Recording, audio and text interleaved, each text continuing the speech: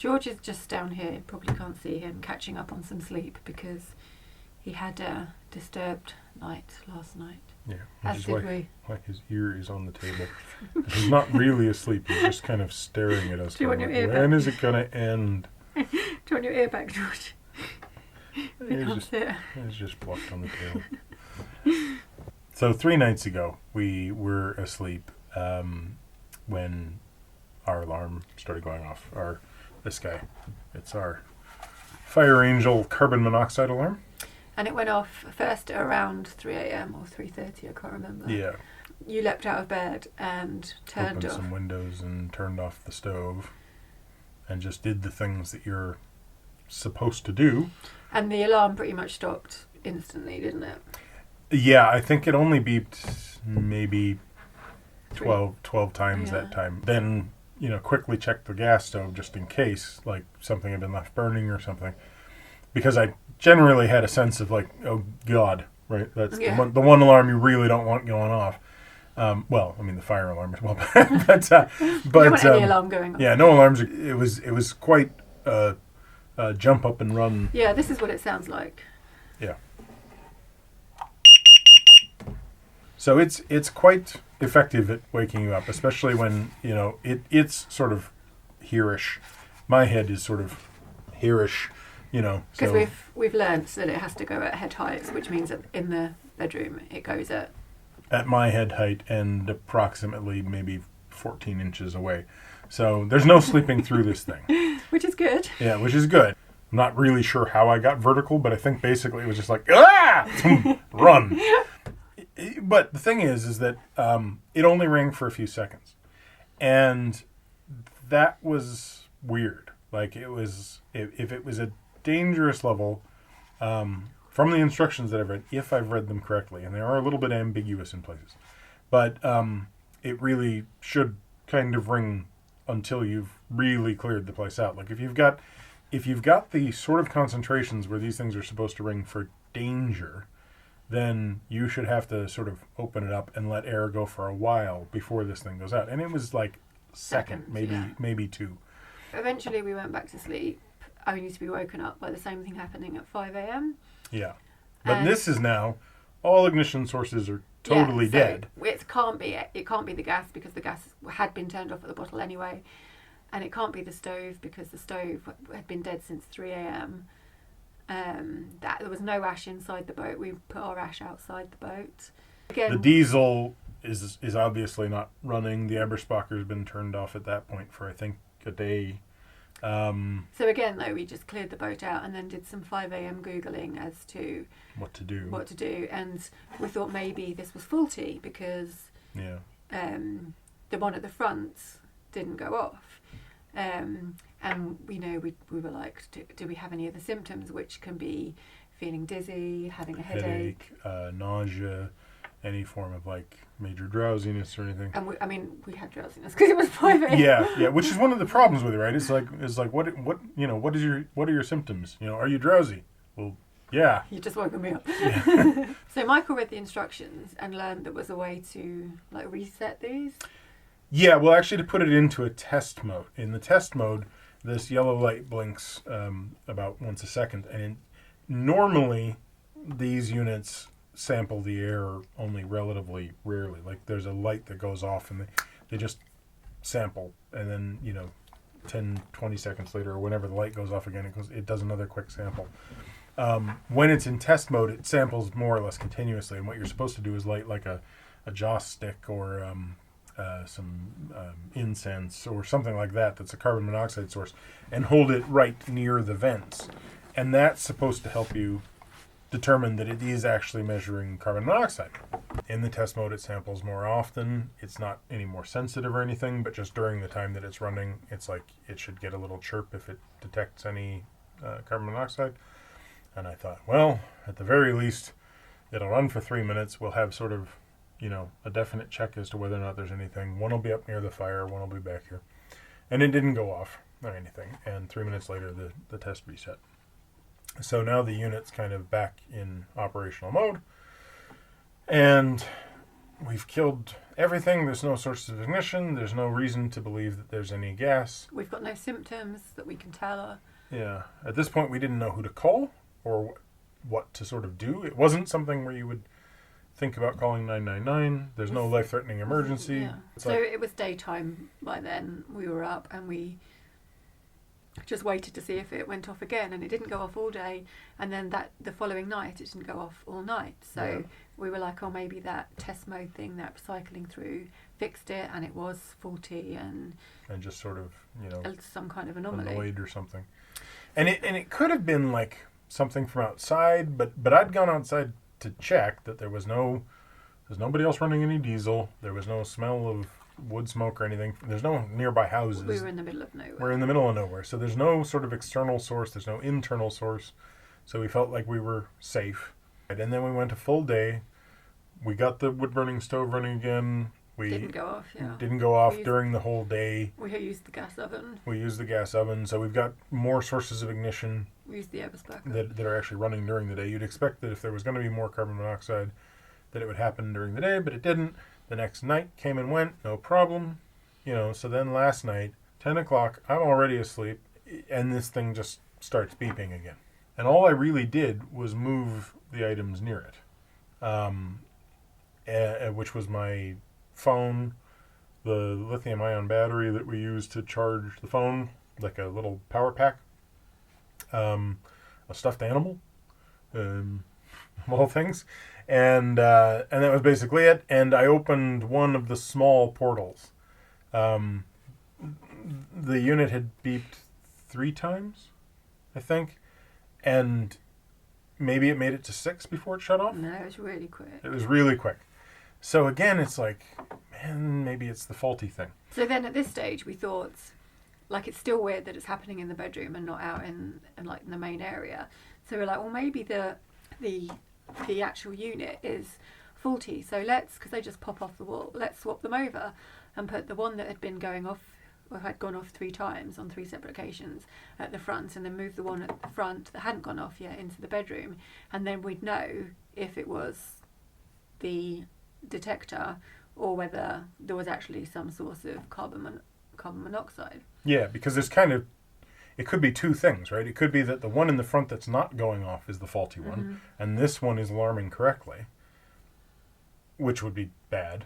Or it could be the other way around, and this one is alarming faulty, and the other one is correctly indicating that there's no problem.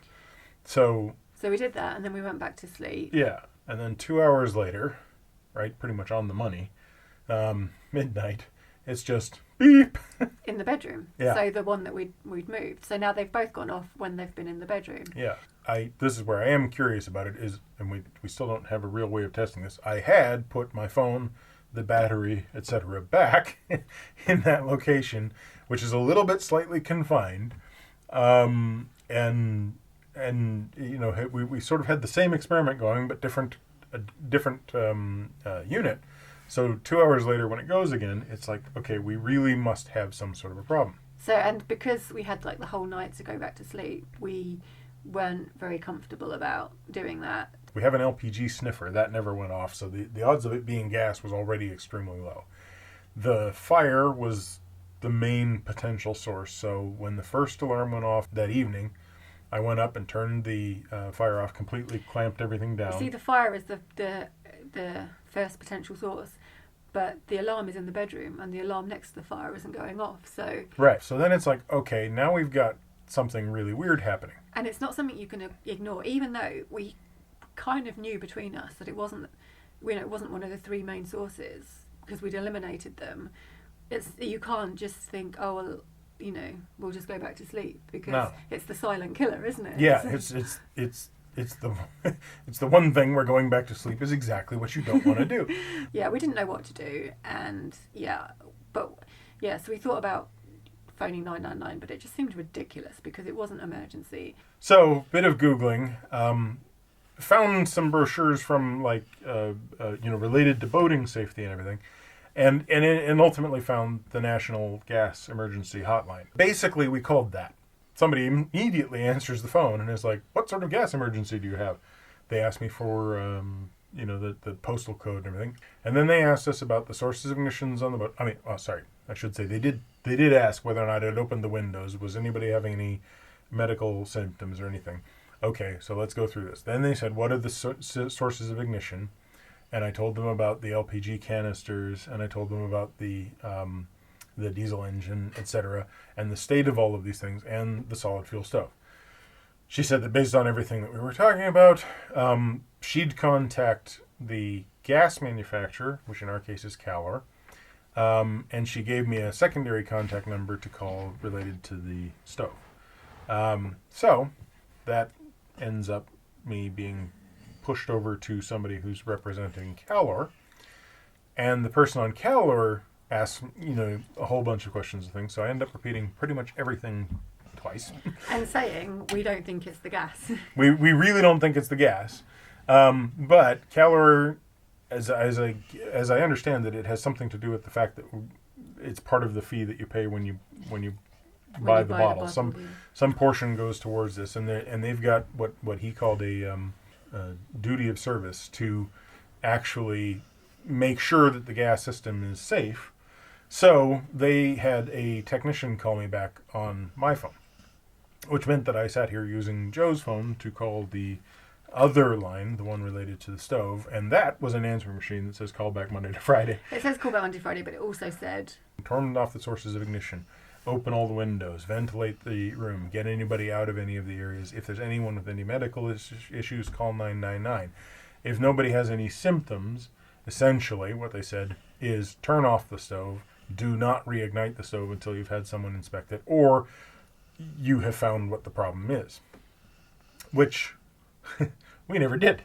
That led to the technician calling back. The Calorgas technician. Calorgas technician calling back. And he said, he ran through the exact same list of questions with me again. Had me, double check that I had closed off the tanks at the source. After I told him that I had a gas sniffer, from his perspective as sort of a gas engineer, the reality is there's very little likelihood that it's gas because nothing's been burning the gas. There's no pilot light that's running. There's no fuel to burn. So unless something has gone seriously wrong in some of the valves, we should be totally fine. But he said he would come out that night. And by this time it was like 12:30. Yeah, it was about 1:00. Yeah, and he's like, I'll be there in about an hour and 15 minutes. I'm like, okay, well, I can somehow stay awake for another 15 minutes.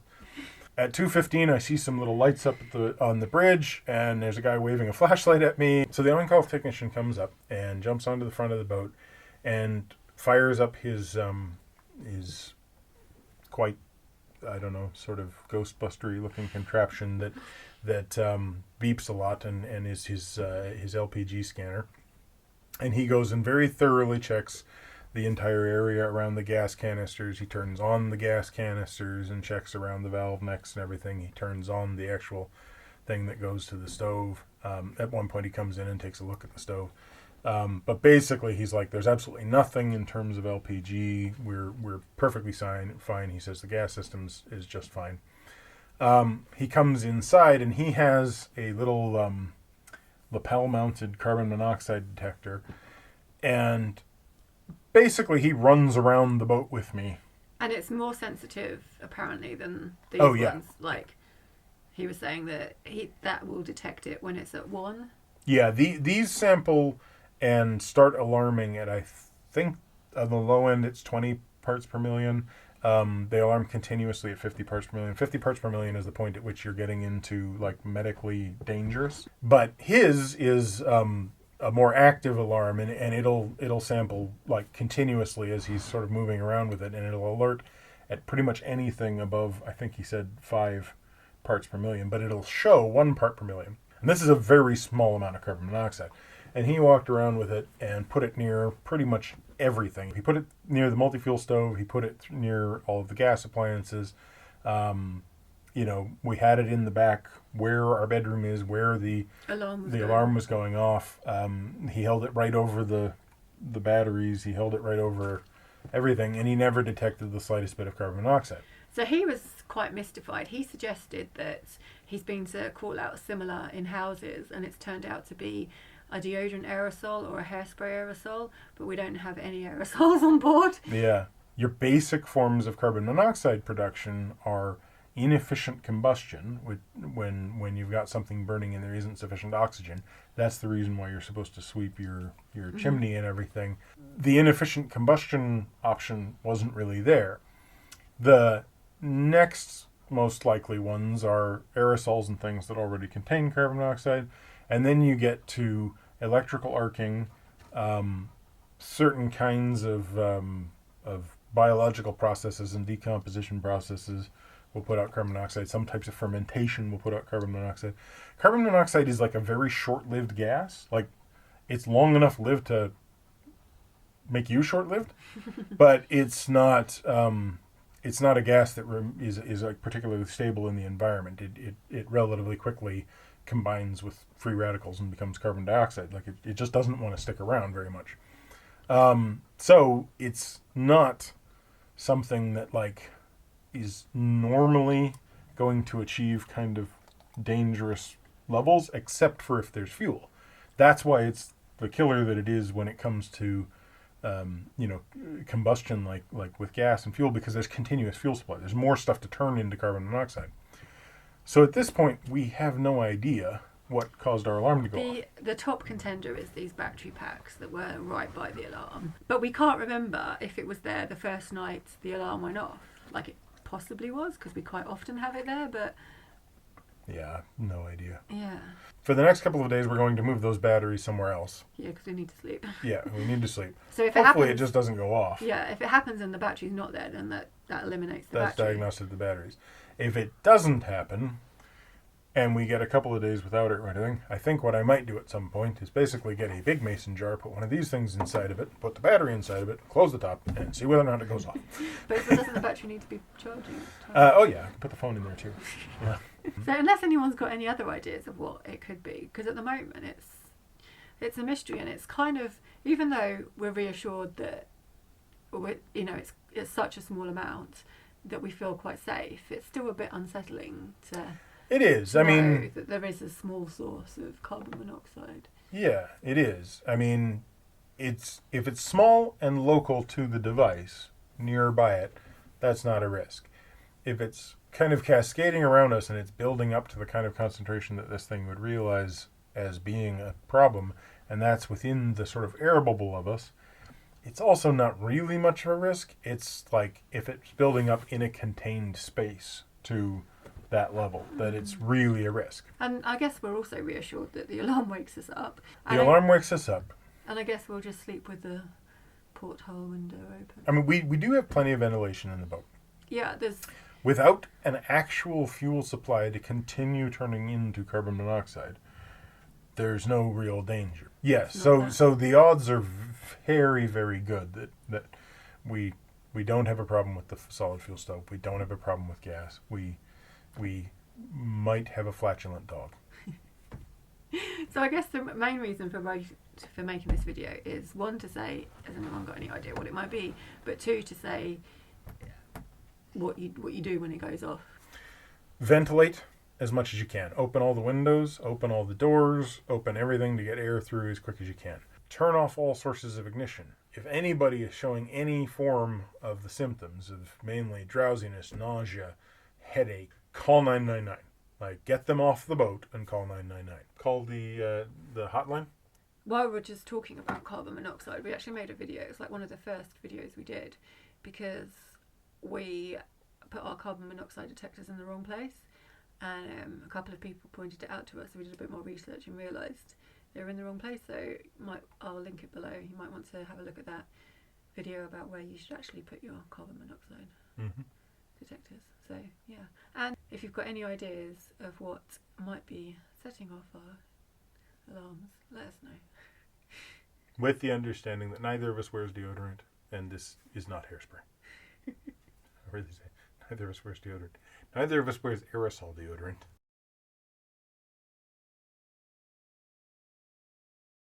You know the gunnel? Yeah. Gun whale. Yeah. Gunnel. Yeah. It has not been pronounced but gun whale. I'm just saying, you might be perfectly right, but when you say portal, it just makes me think of like a portal. Not a porthole. Yeah, but you know the word portal? Which word portal? The one Portal? Yeah, it comes from porthole. See, porthole, that's how you say it. It's not nice. Yeah, so we had some disturbed sleep. Let's start from 3 nights ago. The night before last. Yeah, so... The night before the night before. The night before last. It was just like, well, if I put it into test mode, he needs it right now? Yeah.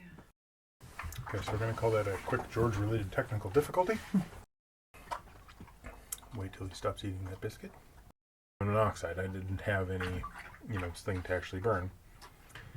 Now he had to drink. All I was really trying to do was just... I told you it was thirsty. George and technical difficulties can be quite funny sometimes. There you go. What a good dog. You just dribbled on my foot. Like my sock is now wet and cold.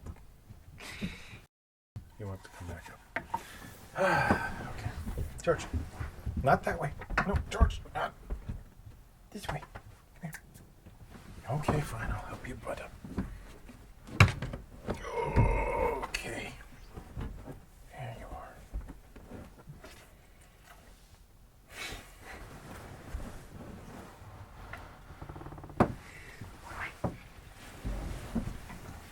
Hey, George. Lovely George.